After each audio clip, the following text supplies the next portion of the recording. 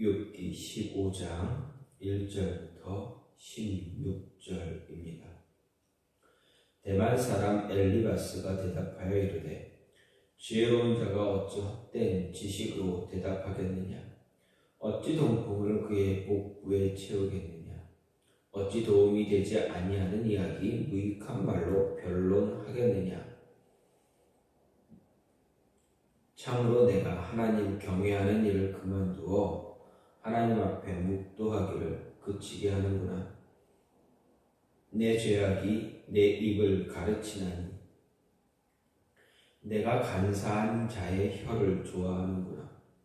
너를 정죄한 것은 내가 아니요 내 입이라. 내 입술이 내게 불리하게 증언하느니라. 내가 제일 먼저 난 사람이냐? 산들이 있기 전에 내가 출생하였느냐?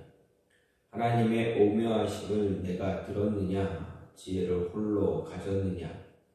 내가 아는 것을 우리가 알지 못하는 것이 무엇이냐? 내가 깨달은 것을 우리가 소유하지 못한 것이 무엇이냐?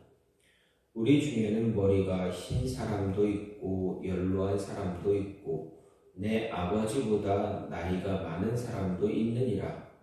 하나님의 위로와 은밀하게 하시는 말씀이 네게 작은 것이냐? 어찌하여 내 마음에 불만스러워하며 내 눈을 번뜩거리며 내 영이 하나님께 분노를 터뜨리며 내 입을 놀리느냐? 사람이 어찌 깨끗하겠느냐? 여인에게서 난 자가 어찌 의롭겠느냐?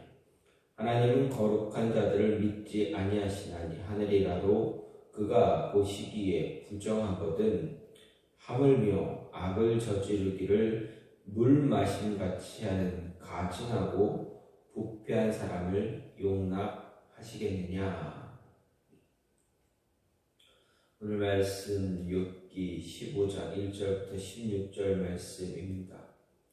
욥기 15장부터 21장은 욥과 친구들 간의 두 번째 논쟁을 다루고 있는 부분입니다. 그 가운데서 15장, 16장, 17장은 엘리바스의 2차 변론에 관한 이야기 가운데 오늘 말씀은 자기의 의를 끝까지 주장하는 욥을 불경건한 자로 규정해서 정죄하고 인간이 자기의 의를 주장할 수 없는 근거로서 인간 존재의 부패를 강조한 사실을 기록하고 있습니다. 즉 그 사람의 존재는 사람은 그 자체적으로 부패한 사실을 갖고 있다, 부패했다, 죄를 짓고 있다, 죄 안에 있다라는 것을 이야기한 것입니다. 먼저 1절부터 3절은 욥의 주장은 모두 허황되고 무익한 것이다 라고 비난하며 또 4절부터 13절은 자기의 의를 주장하는 욥을 거듭거듭해서 정죄하는 그런 가운데 있습니다. 그 가운데서 이 4절부터 13절을 조금 더 나눠보면 4절부터 6절은 자기 의를 주장을 사수하는 욥에 대한 내 하나님을 경외하지 않고 불경한 자고 그의 말은 사악한 마음에서 발언 시작된 것이다 라고 정죄하고 7절부터 11절은 자신을 포함한 친구들의 인생 경험이나 체득한 지혜에 있어서 욥보다 못하지 않다라는 사실을 이야기하면서 욥 자신만이 온전한 지혜를 가진 사람이라도 되는 것처럼 주장하는 것은 독선적인 태도다. 그리고 자기와 친구들이 욥에게 하나님의 위로를 전해 주었음에도 불구하고 자신들을 너무 가볍게 취급했다라고 강하게 비난하고 있습니다. 그리고 12절 13절은 욥이 격한 감정적인 말로써 하나님을 대적하고 있다. 다시 한번 죄를 정죄하고 있습니다. 마지막으로 14절, 15절, 16절에서는 욥이 하나님 앞에서 자기의 의를 주장하는 일이 어리석은 일이다라는 것을 강조하기 위해서 사람은 모두 근본적으로 타락한 존재, 부패한 존재다라고 다시 한번 주장하고 있습니다. 특별히 이 내용은 그의 첫 번째 변론 가운데서 자기가 이상 중에 체험한 계시의 내용을 말한 4장 17절부터 오늘의 내용과 거의 같은 내용입니다.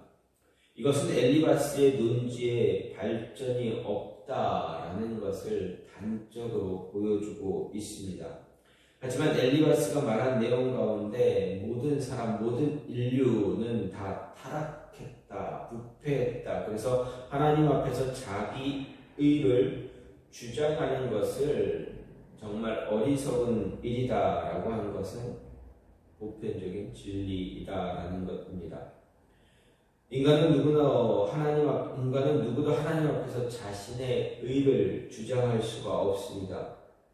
이 세상에 의인이 없다는 것, 그것은 성경이 분명하게 증거합니다. 그래서 의인은 없나니 하나도 없다라고 분명하게 말합니다. 하지만 엘리바스는 여기서 두 가지 중요한 잘못을 범하고 있다라는 것을 생각할 수가 있습니다. 첫 번째 잘못은 이런 진리를 욥에게 잘못 적용시킨다라는 것입니다. 욥은 한 번도 자기가 절대적으로 의로운 존재다라고 주장한 일은 없습니다. 다만 그는 친구들이 자기의 고난당함을 보고 그것이 욥의 죄의 결과라 주장하며 정죄하는 것에 대해서 자신은 그러한 죄를 지은 적이 없다라는 것을 주장했을 뿐입니다. 엘리바스의 두 번째 잘못은 인간은 모두 다 타락하고 부패한 존재라는 것을 강조하면서 자신 또한 거기서 벗어나지 못하는 존재임을 직시하지 못하고 유일한 심판자이신 하나님을 대신해서 심판자의 자리에서 욥을 함부로 정죄한다라는 것입니다. 인간은 다 하나님의 심판을 받아야 할 존재로서 누가 누구를 심판하고 정죄하는 그런 모습 갖지 말아야 합니다. 그런 자리에 설 수 있는 사람은 아무도 없다는 것입니다. 한편 인간의 연약함이나 무가치성을 말함에 있어서는 욥이나 엘리바스나 다르지 않습니다. 그러나 인간에 대한 그런 동일한 이해에도 불구하고 하나님과 인간의 관계를 보는 시각이 다르다라는 것을 볼 수가 있습니다. 즉 보잘것없는 인간이 하나님 앞에서 자신의 의로움을 내세울 수 없다는 것이 엘리바스의 주장이라면 욥은 그것을 인정하면서도 그 자신도 그것을 인정하기에 인간에 대한 하나님의 무자비한 심판에 대해서 항의하고 있다라는 것을 알 수가 있습니다. 이런 가운데서 이런 모습에서 엘리바스가 욥을 다시 한번 정죄하는 이러한 모습에서 우리가 생각해 볼 수 있는 것, 오늘 말씀을 가지고 생각할 수 있는 것은 하나님을 찾을 때 하나님을 경외하는 그 모습이 시작되어진다라는 것입니다. 4절 말씀을 보면 참으로 내가 하나님 경외하는 일을 그만두어 하나님 앞에 묵도하기를 그치게 하는구나 라고 엘리바스는 책망합니다. 그래서 하나님 경외하는 일을 그만두어 하나님 앞에 묵도하기를 그친다. 이 말은 다시 말하면 하나님 묵도하기를 그치게 하면 하나님 경외하는 그러한 모습도 사라진다라는 것입니다. 하나님 앞에서 하나님을 묵도한다라는 것은 무엇입니까? 하나님을 생각하는 것입니다. 하나님을 생각하는 것이 시작이 되어질 때 하나님을 경외하는 마음이 함께 시작되어진다라는 것입니다. 그런데 어떻습니까? 엘리바스 말은 하나님을 경외하는 일을 그만두니 너가 하나님도 생각하지 못하는구나. 하나님을 경외하는 일을 그만두게 되면 어떻게 됩니까? 모든 일들을 다 그만둘 수 있게 된다라는 것입니다. 그렇습니다. 우리가 하나님을 생각하고 하나님 앞에 나와 기도하는 것 모두 우리 믿음의 우리 신앙의 모든 모습들이 이제 그치게 되어지면 그만두어지게 되면 어떻게 됩니까? 하나님 앞에서 해야 할 모든 모습들, 행위들 다 사라지게 된다라는 것입니다. 우리가 하나님을 만나기 위한 우리 마음이 열리지 않으면 어떻게 됩니까? 하나님에 관한 말씀을 묵상하거나 기도하거나 찬양하는 일들이 사라지게 된다. 다시 말하면 하나님을 찬양하는 그 모습이 우리 입술을 통해서 하나님을 찬양하는 모습이 없어지면 하나님을 향한 마음도 없다라는 것입니다. 즉 하나님을 가까이 하지 않는 그 모습이 되면 모든 것이 다 사라진다. 모든 것이 다 스탑이 되어진다라는 것입니다.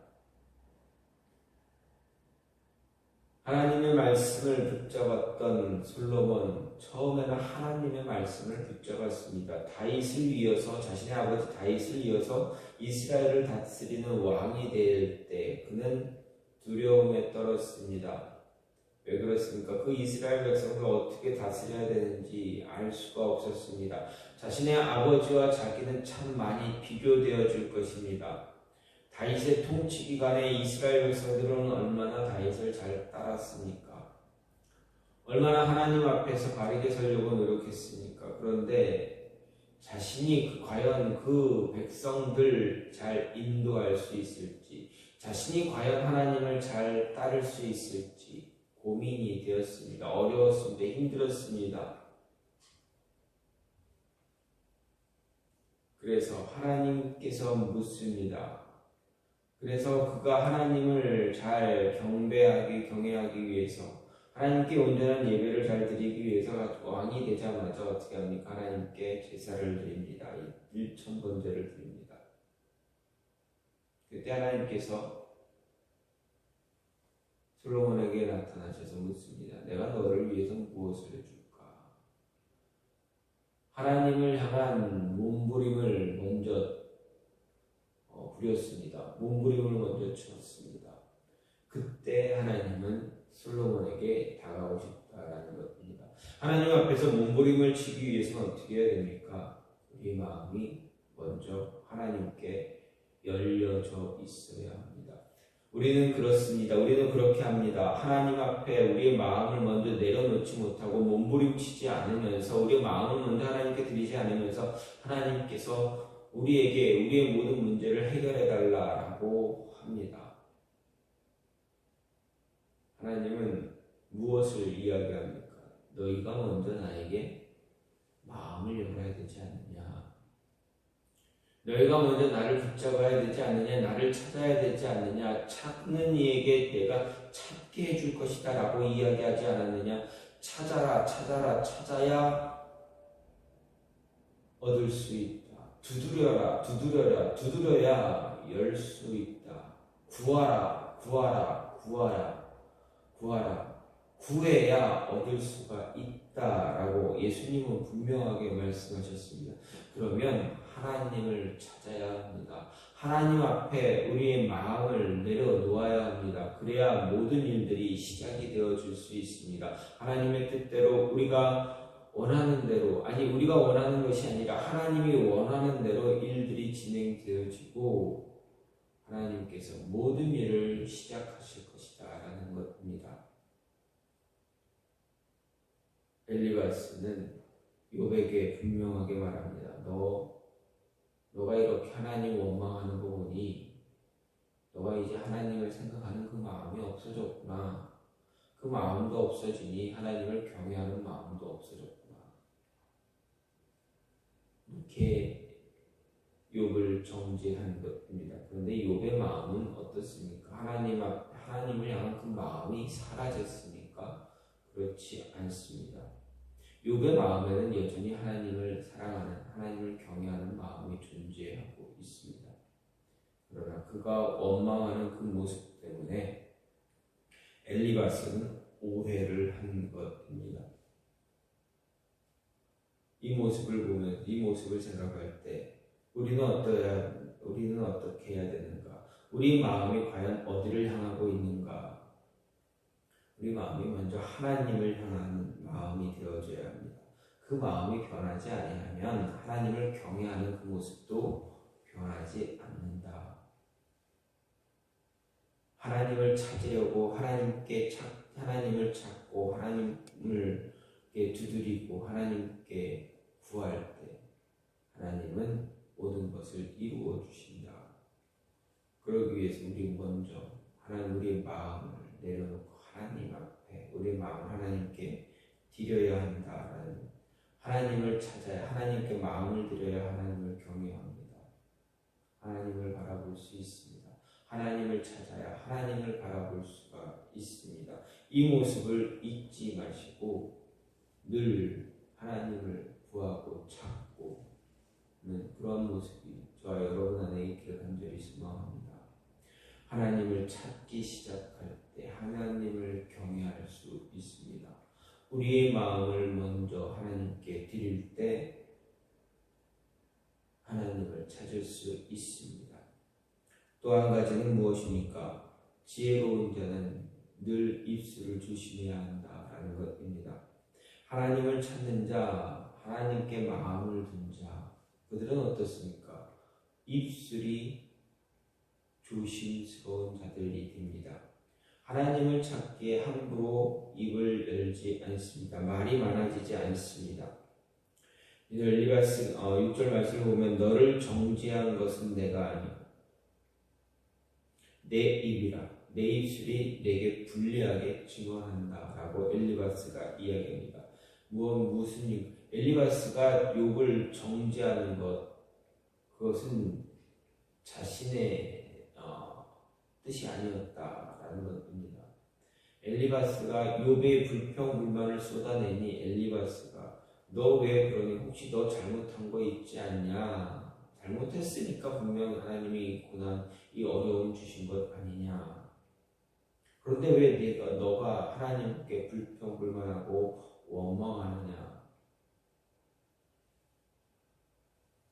내가 너를 이렇게 정죄하는 것 내 잘못이 아니지 않느냐? 너가 잘못한 것 아니냐? 너의 입술이 너를 불리하게 만들지 않았느냐? 라고 이야기하는 것입니다. 다시 말해서 죄 가운데 인도하는 것이 바로 우리의 입술이고 우리의 혀다라는 것, 너의 입술이고 너의 혀다라고 하는 것 잊지 말아야 합니다. 따라서 우리는 항상 말을 조심해야 됩니다. 죄를 지은 자를 경찰이 체포할 때 뭐라 이야기합니까? 당신의 증언이 유리와 법정에서 불리하게 증언이 될 수도 있다 라는 그런 이야기를 늘 하지 않습니까? 드라마를 보면 실제로 경찰이 죄인을 체포할 때 그런 이야기를 하는지 안 하는지는 저는 아직 경험하지 못해서 모르겠지만, 어쨌든 드라마를 보게 되면 경찰이 죄인을 체포할 때, 죄를 지은 사람을 체포할 때 늘 하는 말이 이런 이야기입니다. 당신의 입술이 당신의 증언이 불리하게 작용할 수 있다.